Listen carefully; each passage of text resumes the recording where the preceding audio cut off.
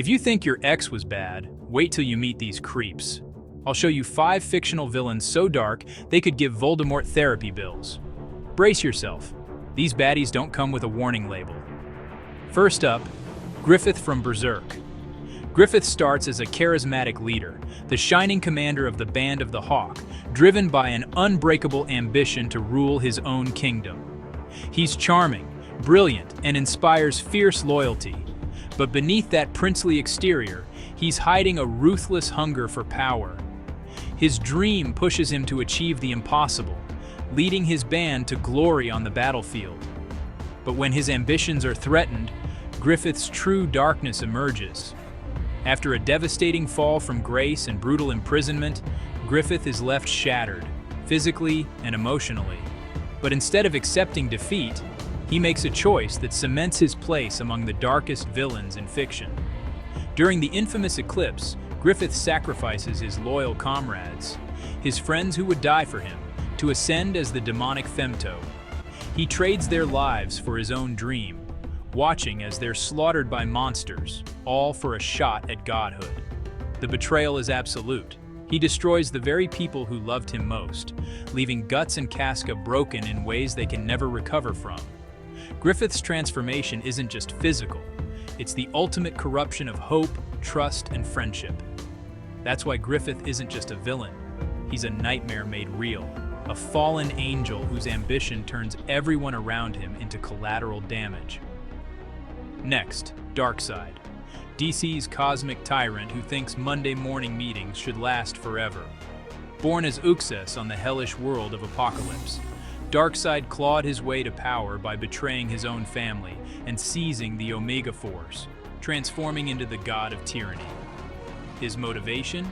Absolute control over all life in the universe. Darkseid is obsessed with the anti-life equation, a formula that erases free will and bends every mind to his command. His powers are the stuff of nightmares, superhuman strength, invulnerability, and those infamous Omega beams, energy blasts that can erase you from existence or trap you in endless torment. He's immortal, nearly unstoppable, and commands legions of parademons and war machines. In classic storylines like the Great Darkness Saga and Final Crisis, Darkseid has brought entire worlds to their knees, corrupted heroes, and even killed gods. He's not just a villain, he's the embodiment of despair, a force that warps hope into submission. His impact on the DC universe is catastrophic. When Darkseid arrives, hope dies. He's the reason heroes unite, and the nightmare that never truly ends. Give him a frown and he'll erase your existence.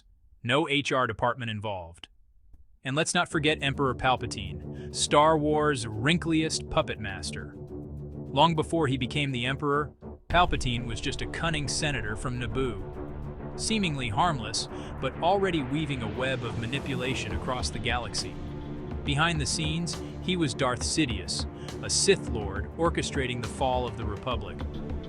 Palpatine played both sides of the Clone Wars, manipulating the Jedi and the Senate while secretly commanding the Separatists. His genius was in making everyone believe he was their ally, all while tightening his grip on power. His greatest triumph? The seduction of Anakin Skywalker. Palpatine preyed on Anakin's fears and insecurities, promising him the power to save those he loved. He twisted Anakin's loyalty, turning the Jedi's chosen one into Darth Vader, his most powerful enforcer. With the Jedi betrayed and the Republic in chaos, Palpatine seized the moment, declaring himself Emperor and transforming the Republic into a brutal galactic empire. His mastery of the dark side was unmatched, using fear, deception, and raw power to crush any opposition. Under his rule, the galaxy was plunged into darkness. Billions lived in fear. Hope was nearly extinguished, and resistance was met with overwhelming force. Palpatine's legacy is one of manipulation, corruption, and the total domination of an entire galaxy. This guy fell down a shaft and still wouldn't retire. Then there's the Scarlet King, a cosmic horror so scary even Cthulhu checks under his bed at night. The Scarlet King is the ultimate embodiment of evil from the SCP Foundation universe, a primordial being whose very existence is a blight on reality itself. He's not just a monster. He's the nightmare at the root of all nightmares, a being of pure malice and destruction. His origins are shrouded in myth and terror. Some say he was born from the chaos before time began. Others believe he's the living embodiment of suffering and hate. The Scarlet King's followers, fanatical cultists, worship him as a god, performing unspeakable rituals to bring about his return and plunge the world into endless torment. What makes the Scarlet King so terrifying isn't just his power to warp reality or destroy worlds. It's his motivation. He feeds on pain, chaos, and despair, seeking to unravel the very fabric of existence. His ultimate goal? To break all barriers between worlds, unleashing an age of suffering where hope is impossible and every living thing is reduced to agony. The Scarlet King is the villain that other villains fear. He's the reason the SCP Foundation exists, to keep him and his cult from ending everything. His presence is so corrupting that even the bravest heroes are left powerless, and his legend is whispered in terror across countless realities. In the end, the Scarlet King isn't just a villain. He's the apocalypse given form, the end of all stories, and the darkness that waits when the last light goes out. Finally, the Lich from Adventure Time. Imagine if Skeletor actually won. The Lich isn't just a villain. He's the living embodiment of death and destruction, a force of pure, unrelenting evil that predates almost everything in the land of Ooo. Born from a catalyst comet that brought chaos to the world, the Lich's sole purpose is annihilation. He doesn't want power, riches, or revenge. He wants the end of all life, everywhere. His motivations are chilling in their simplicity: to extinguish all hope, to erase every living thing, and to leave nothing but silence and decay.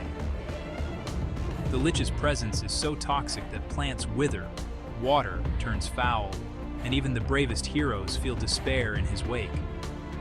The Lich's darkest actions are the stuff of nightmares. He's responsible for the near extinction of humanity after the Mushroom War, and his influence lingers like a curse over the land. He's manipulated countless beings, possessing Princess Bubblegum's loyal servant, Billy, and even Finn himself, twisting their wills to serve his apocalyptic agenda. He doesn't just destroy, he corrupts. The Lich's words are poison, infecting minds and turning friends into enemies. He's a master of psychological horror, breaking spirits before he breaks bodies. At his most terrifying, the Lich nearly succeeded in opening a portal to the multiverse, threatening to spread his deathly influence across all realities. Every time he returns, it's with a new, more horrifying plan to end existence itself. The Lich stands apart from other villains because he is the end, the final enemy, the last shadow. He doesn't just haunt your dreams, he devours them, leaving only emptiness behind. These villains don't just haunt your dreams, they redecorate them with pure nightmare fuel.